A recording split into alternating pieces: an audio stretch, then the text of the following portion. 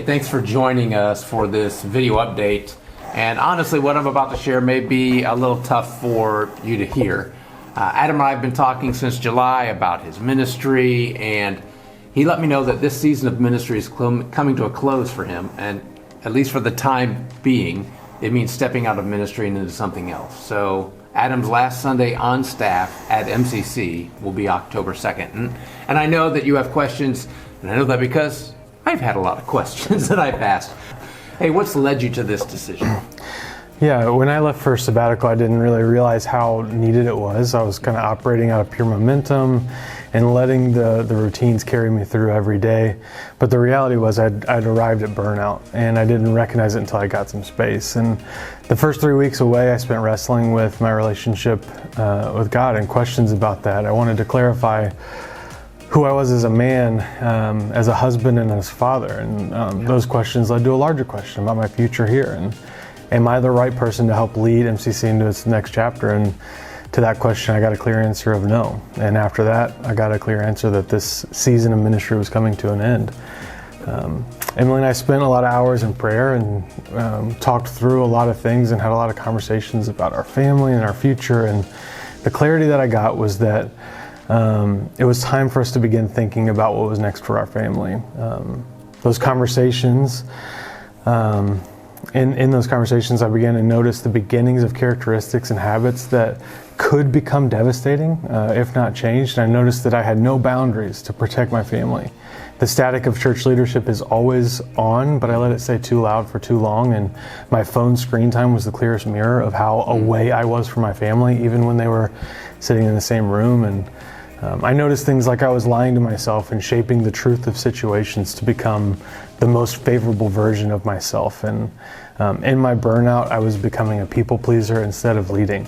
And I just became who I needed to be liked. And so as I looked down the road ahead, I saw what I thought the path I would go down. Serving at a church I love. I thought I'd get to live out that rare story of serving at one church my entire career, but I realized that I needed to walk down a different road. And unfortunately, the road to change didn't merge with the path that I was on, and so it was time to leave. Yeah. So let me ask this: are you leaving so you can go on staff at another church? No. There wasn't a staff issue that led me to this decision, and there isn't another church that I want to go and lead. I need to step away from ministry and live as a disciple maker outside of vocational ministry. And you didn't, it's not like you had another job lined up as you made this. No one's knocking at your door kind of pushing this decision. No. So this has kind of been, a complete step of faith. Yeah. Yeah. So what do you want to make sure MCC knows? Yeah, these are the convictions I still hold. I want to live as a disciple maker. I want to be the best husband to Emily. I want to be the best dad to Cohen and Emery, and I want to participate in God's advancing kingdom. I want to help people uncover the life that Jesus has for them and help them walk in that truth. None of that has changed, just my vocation. Yeah. So here's one more. It's going to be kind of hard. Will your family be staying at MCC?